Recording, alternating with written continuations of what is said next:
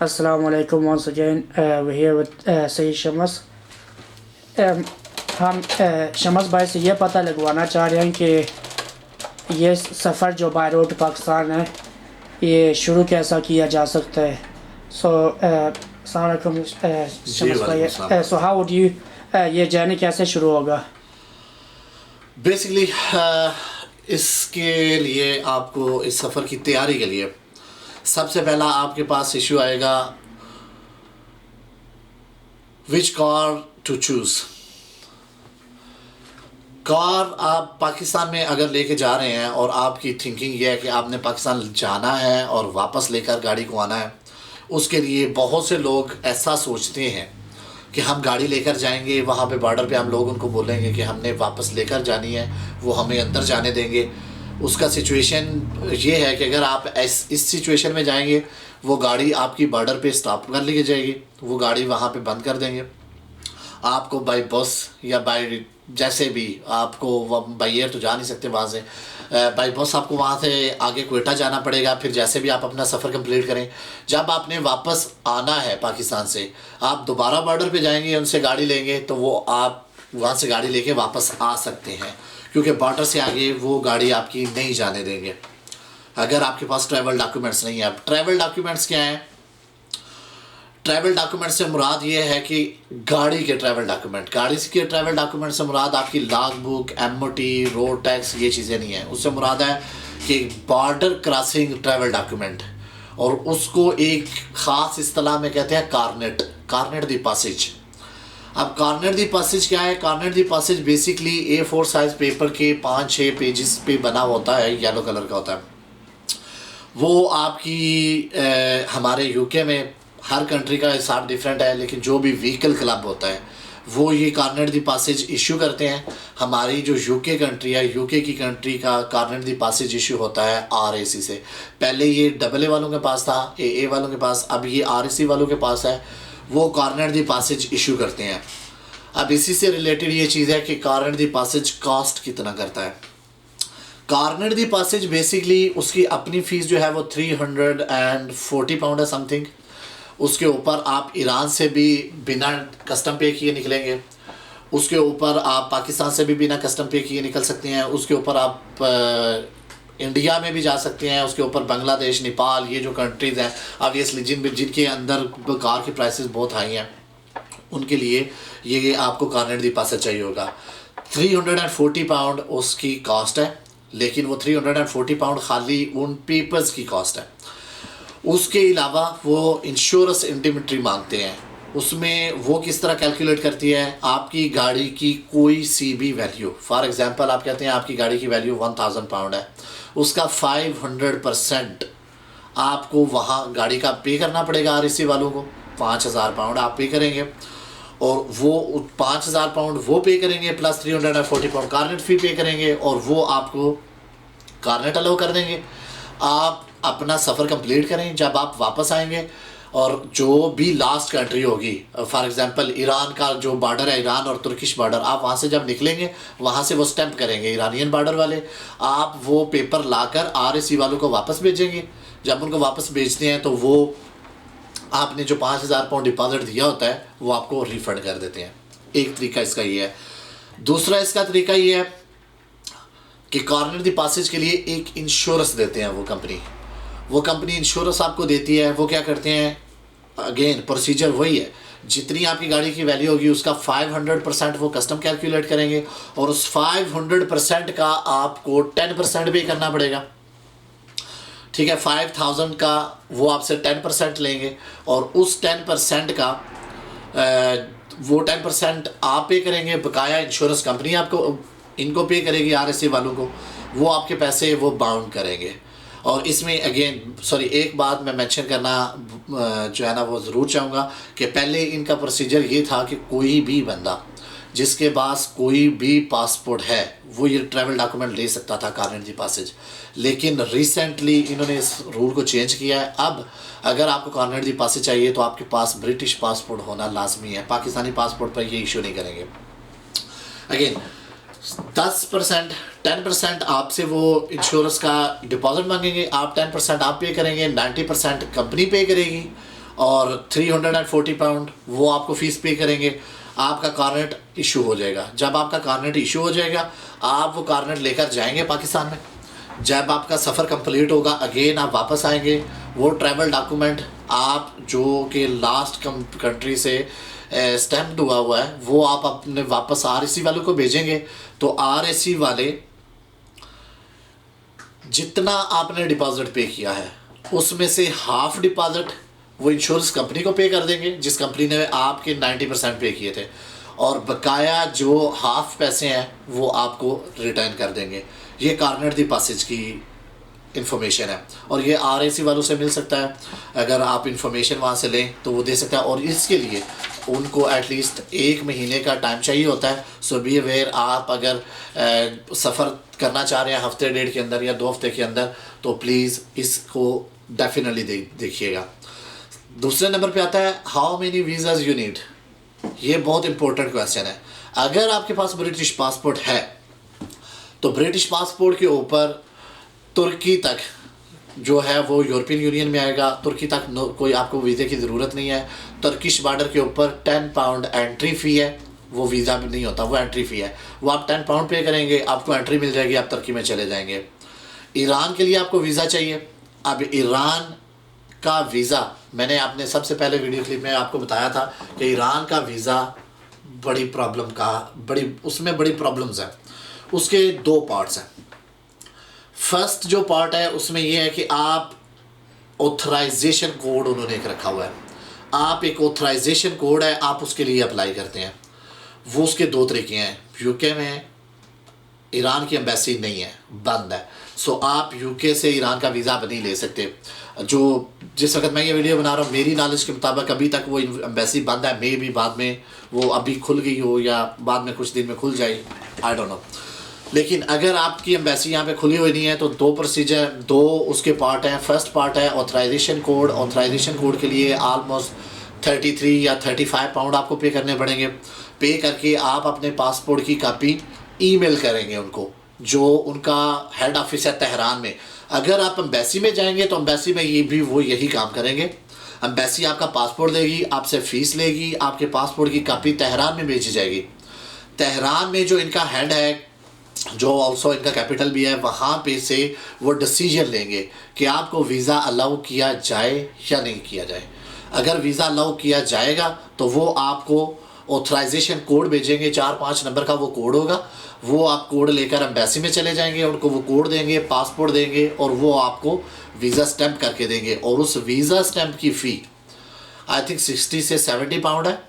अगर आपको 3 से 4 दिन में चाहिए, अगर आपको अर्जेंट वीज़ा चाहिए वहाँ पे, फॉर एग्जांपल आप यहाँ से ऑथराइजेशन कोड अप्रूव करवा लिया आपने, अब आपको वीज़ा स्टैम्प करवाना है, आपके पास ब्रिटिश पासपोर्ट है, आप तुर्की में चले जाते हैं, इस्तांबुल ईरानी एम्बेसी में, वहाँ उन पे जाके ये मेरा ऑथराइजेशन कोड है, ये मेरा पासपोर्ट है, वीज़ा लगा दें। तो उस वीज़े के लिए वो आपसे 150 पाउंड, 250 पाउंड, डिपेंड करता है कि वो कितने आपसे पैसे मांगते हैं। लेकिन 150 पाउंड से कम वो नहीं मांगेंगे। वो अगेन वही बात कि ये लोग अपनी मर्ज़ी से पैसे लेते हैं, क्योंकि उनके पास ट्रैवलर बहुत कम जाते हैं। सो वो केयर नहीं करते किसी चीज़ की। सो आपको वहाँ पे वो ये पैसे देने पड़ेंगे। इस तरह ये आपको वीज़ा लेना पड़ेगा। अगर आपके पास पाकिस्तानी पासपोर्ट है, आपको पहले शेंजन वीज़ा अप्लाई करना पड़ेगा। वो आप शेंजन वीज़े के लिए जिन कंट्री से आपने क्रॉस करना है, फॉर एग्जांपल बेल्जियम एम्बेसी में भी जाके ले सकते हैं, जर्मनी से भी, Austria, Hungary, Romania, Bulgaria, Serbia, जिस कंट्री से भी आपने गुजरना है वहाँ पे जाएंगे, अपने ट्रैवल डॉक्यूमेंट दिखाएंगे, अपनी गाड़ी के पेपर दिखाएंगे कि ये मेरी गाड़ी है, मुझे विजिट वीज़ा चाहिए, ट्रांजिट वीज़ा चाहिए, मुझे कंट्री को क्रॉस करना है, तो आपको शेंजन वीज़ा अलाउ होगा। अगेन शेंजन वीज़ा मिल गया, उसके बाद आपको तुर्किश बॉर्डर पे वही एंट्री फ़ी पे करना पड़ेगी। तुर्किश बॉर्डर में आप एंटर होंगे। और ईरान के लिए अगेन वही प्रोसीजर है। हाँ, ईरान के लिए अगर आपका पाकिस्तानी पासपोर्ट है तो उसके ऊपर वीज़ा स्टैम्प की फ़ी आई थिंक 20 या 25 पाउंड है, ये पाकिस्तानी पासपोर्ट के ऊपर। लेकिन अगर आप पाकिस्तानी पासपोर्ट के ऊपर वीज़ा अप्लाई कर रहे हैं, ऑथराइजेशन कोड अप्लाई कर रहे हैं, तो ऑथराइजेशन कोड में याद रखिएगा पाकिस्तानी पासपोर्ट के 90% पासपोर्ट रिजेक्ट कर दिए जाते हैं। अगर आपके पास वीज़ा इंडेफिनेट स्टे हो यूके की, तब भी वो कर देते होते हैं। ये उनकी मर्ज़ी है, आप कुछ भी नहीं कर सकते। अगर आपके पास पाकिस्तानी पासपोर्ट है और आप वीज़ा अप्लाई करने लगे हैं, उसके ऊपर ऑथराइजेशन कोड मंगवाने लगे हैं, तो काइंडली अपने पासपोर्ट की कॉपी के साथ, वो आपसे नहीं मांगेंगे, ये मैं बता रहा हूँ आपको, पासपोर्ट की कॉपी के साथ आप अपनी वेज स्लिप या घर के बिजली बिल, गैस बिल या कौंसल टैक्स, 2-3 ऐसी चीज़ें जो प्रूव करें। और अगर आप अपना बिजनेस करते हैं तो उसकी कोई बैंक स्टेटमेंट या कुछ इस तरह की चीज़ें, बैंक स्टेटमेंट जिसमें फ़ंड आपके कैपिटल शो हों, वो चीज़ें अगर आप साथ में अटैच कर देंगे तो फिर वीज़ा रिजेक्शन जो है ना वो आ जाएगा आपका, कम से कम 10% पे चला जाता है। सो वो कर लीजिए। इसके अलावा अगर किसी और कंट्री का आपके पास पासपोर्ट है तो उसके लिए इंफॉर्मेशन आपको वो लेनी पड़ेगी। उसके बाद आएगा how long will it take. बहुत सारे लोगों से सेम क्वेश्चन ये आया, कितना सफ़र टाइम कितना लगेगा। ये डिपेंड करता है, आप 4 दिन में भी पहुंच सकते हैं। अगर आप 2-3 लोग हैं, आप कंटिन्यूसली ड्राइव कर रहे हैं, आप 4 दिन में भी पहुंच सकते हैं। अगर आप नॉर्मली रुक के चलना चाहें या थोड़ा थोड़ा आराम करके जाना चाहें, 8 दिन नॉर्मल टाइम है। हम हमेशा 8 दिन में पहुंचे हैं, 7 दिन में भी पहुंच सकते हैं, पर 4 दिन भी 5-6, ये डिपेंड करता है आप कौन सा रूट चूज़ कर रहे हैं और किस हिसाब से चल रहे हैं। 10 दिन 15 दिन आप कितना रुक के चल रहे हैं, लेकिन ये है कि आप 4 से 5 दिन जो है उसमें ये सफ़र तय कर सकते हैं। उसके बाद है व्हाट अबाउट कस्टम। पाकिस्तान में कस्टम का क्या सिचुएशन है। आप कोई भी गाड़ी जो 3 साल से पुरानी होगी उसका पाकिस्तान में कस्टम नहीं पे होता। उसको आपके लिए आपको कारनेट बनवा के लेके जाना पड़ेगा। बिना कारनेट वो बॉर्डर पे गाड़ी रोक लेंगे। अगर आपको कस्टम पे करना है, आप चाहते हैं वहाँ पे गाड़ी छोड़ के आएँ, लीगल करवा के आएँ, उसके लिए आपको आपकी गाड़ी 3 साल से ज़्यादा पुरानी नहीं होनी चाहिए। सॉरी। उसमें आपको एक चीज़ ये भी बता दूं, अगर आप पाकिस्तान में कस्टम पे करना चाहते हैं, आपको कारनेट दी पासेज लेके जाने की ज़रूरत नहीं है। आप ऐसे ही जाएंगे ईरानी बॉर्डर पे, वो आपसे कारनेट दी पासेज मांगेंगे। अगर आपके पास नहीं है तो वो 400-500 यूरो के इवज़ आपको टेम्परेरी कारनेट दी पासेज बना के दे देते हैं। और वो आपको आपके साथ अपना एक बंदा बिठाएंगे, वो आपको एक बॉर्डर से पाकिस्तानी बॉर्डर तक लाएगा। उसके बाद आपसे ट्रैवल डॉक्यूमेंट लेके जो उनका टेम्परेरी कारनेट है वो वापस चला जाएगा और आप आगे पाकिस्तान में एंटर हो। फिर आगे आप पाकिस्तान में कस्टम पे करेंगे। कस्टम किस तरह कैलकुलेट होता है, बहुत से लोगों में ये जो है लोगों के पास ये इन्फॉर्मेशन है कि शायद पाकिस्तान का 500% कस्टम है, 600% है, पता नहीं वो कौन सा हवा बना हुआ है, वो लोग लूट लेते हैं, वो क्या होता होगा। पाकिस्तान का कस्टम डिफरेंट है। उसके ऊपर सबसे पहले उसमें चीज़ चेक होती है गाड़ी का इंजन कितने सीसी है। अगर आपकी गाड़ी, मैं एग्जांपल दे रहा हूँ, अगर आपकी गाड़ी 1800 से लेके 2800 सीसी तक के इंजन की है, क्योंकि अगर आप ये सफ़र कर रहे हैं तो डेफिनेटली 18 से 2800 सीसी का ही इंजन लेके जाइएगा। इससे कम का इंजन लेके जा सकते हैं, ये नहीं है कि कोई जाएगी नहीं, गाड़ी पहुंचेगी नहीं, लेकिन अगेन वो इतनी कंफर्टेबल नहीं होगी। सो बिटवीन 1800 एंड 2800 सीसी गाड़ी जो है उसके ऊपर आपको कस्टम पड़ेगा ऑलमोस्ट 205%। इस 205% के अंदर उनका सेल्स टैक्स भी होगा, उनका इनकम टैक्स भी होगा, उनकी ऑलमोस्ट सारा कुछ होगा। और उसमें जितनी गाड़ी जितने महीने आपकी पुरानी होगी उसकी आपको डिडक्शन भी मिलेगी। लेकिन एक ओवरऑल आइडिया बता रहा हूँ, 500% नहीं है, एक माइंड में रखिए कि ये ऑलमोस्ट 205% है। अगर आपकी गाड़ी 1800 से 2800 सीसी है, अगर आपकी गाड़ी 1800 से लेके 1600 से 1800 सीसी है तो ये 175% है। अगर आपकी गाड़ी 1400 से 1600 सीसी है तो ये 150% है। और अगर इससे छोटी है तो फिर वो उसकी डिफरेंट आएंगी। और ये जितनी भी इंफॉर्मेशन मैं आपको दे रहा हूँ ये जीप की इंफॉर्मेशन नहीं है, डबल कैबल की इंफॉर्मेशन नहीं है, ये कार की बात हो रही है। क्योंकि जीप का जो टैक्स है पाकिस्तान में, कस्टम ड्यूटी वगैरह है, वो डिफरेंट है। और जो आप डबल कैबन या पिकअप वगैरह लेके जाते हैं उनका डिफरेंट है, उनका कार से कम होता है। फॉर एग्ज़ाम्पल आप नवारा डाला की बात करें जो हमारे पाकिस्तान में बहुत ज़्यादा पसंद किया जाता है, उसका कस्टम कार से बहुत कम। फॉर एग्ज़ाम्पल एक गाड़ी सेम रेंज की, सेम इंजन, हॉर्स पावर की, वो गाड़ी आपको अगर उसका कस्टम पड़ रहा है आपको 30 लाख, तो जो नवारा है उसका कस्टम आपको 13 लाख या 14 लाख से ज़्यादा नहीं पड़ेगा। आगे ट्रैवल डॉक्यूमेंट में एक चीज़ याद रखिए, जब आप यूके का आपके पास लाइसेंस है वो चलता है, पूरी दुनिया में चलेगा, लेकिन इसके अलावा आपको इंटरनेशनल ड्राइविंग लाइसेंस बनवा के साथ लेके जाना पड़ेगा। हो सकता है कि कुछ मेरे दोस्तों ने, कुछ भाइयों ने ये सफ़र किया और उनको किसी पुलिस वाले ने रोका नहीं या पूछा नहीं। इसका ये मतलब नहीं कि वो ज़रूरी नहीं है, वो बहुत ज़रूरी है। उसकी 5 पाउंड या 6 पाउंड कास्ट है। किसी भी पोस्ट ऑफिस में जाइए जो कि आपका मेन पोस्ट ऑफिस है, उनको बोलिए कि मुझे इंटरनेशनल ड्राइविंग लाइसेंस चाहिए। वो आपका ड्राइविंग लाइसेंस जो यूके का लाइसेंस है वो देखेंगे और उसके साथ आप अपनी पिक्चर उनको दीजिए, 2 पिक्चर लेंगे और वो 1 साल की वैलिडिटी का जो driving licence, international driving licence है वो 6 पाउंड में बन जाएगा। उसके लिए आपको कोई टेस्ट वगैरह या कोई लंबी चौड़ी हैसल कुछ भी नहीं है। Okay, number 5, what to carry. ये बहुत इंपॉर्टेंट चीज़ है। इसमें जो सबसे पहले मैं एडवाइस करता हूँ वो पेन किलर्स। सफ़र और डिफरेंट कंट्रीज़ की आबो हवा की वजह से बहुत ज़्यादा चांसेस ऐसे होते हैं कि आपका जो सर दर्द और आपकी बैक, ये दोनों बहुत ज़्यादा इफ़ेक्ट होती हैं। सो पेन किलर आप अपने रखिएगा। उसके अलावा फ़र्स्ट एड किट, आप किसी भी जो स्पेयर पार्ट्स वाले हैं उनके पास जाए, उनको बोले मुझे यूरोप में ट्रैवल करना है। वो एक पूरी यूरोप की ट्रैवल किट है, उसमें आपका आग बुझाने वाली चीज़ें भी हैं, फर्स्ट एड किट, काफ़ी कुछ आता है। वो किट आपके पास लाजमी होनी चाहिए। अगर पुलिस रोके, वो आपसे पूछे, आपके पास नहीं है तो उसका फ़ाइन है। Okay, first aid kit. उसके अलावा नंबर 3, ड्राई फ्रूट इस वजह से कि आप अगर ड्राई फ्रूट की जगह पे आप हैवी खाने खाएंगे रास्ते में, अगर आप कंटिन्यूसली सफ़र करना चाह रहे हैं, उसमें हैवी खाने खाएंगे या ताज़ा फल खाएंगे तो उसकी वजह से आपको थोड़े से ट्रबल का सामना करना पड़ेगा। सो ड्राई फ्रूट इस वजह से भी अच्छा है कि एक तो यह है कि उसकी वो आप जो है ना उसके बहाने सफ़र अच्छा कट जाएगा और वैसे भी उसके लिए बार बार आपको वहाँ से कुछ खाना लेना नहीं पड़ेगा और आपका टाइम जल्दी पास हो जाएगा। उसके अलावा नंबर 4, सेफ्टी के तौर पे कोई सी भी टो रोप ले लें।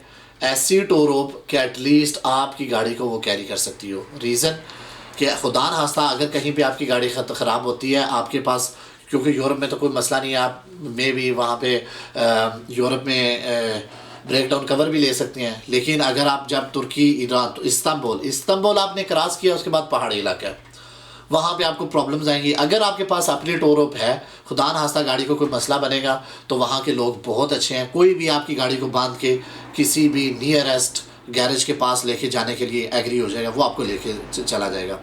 और अगेन ट्रैवल किट में येलो जैकेट, अगर खुदा न खास्ता टायर चेंज करना पड़े, कुछ भी, येलो जैकेट पहन के बाहर निकलना पड़ता है, यूरोप के रूल्स हैं।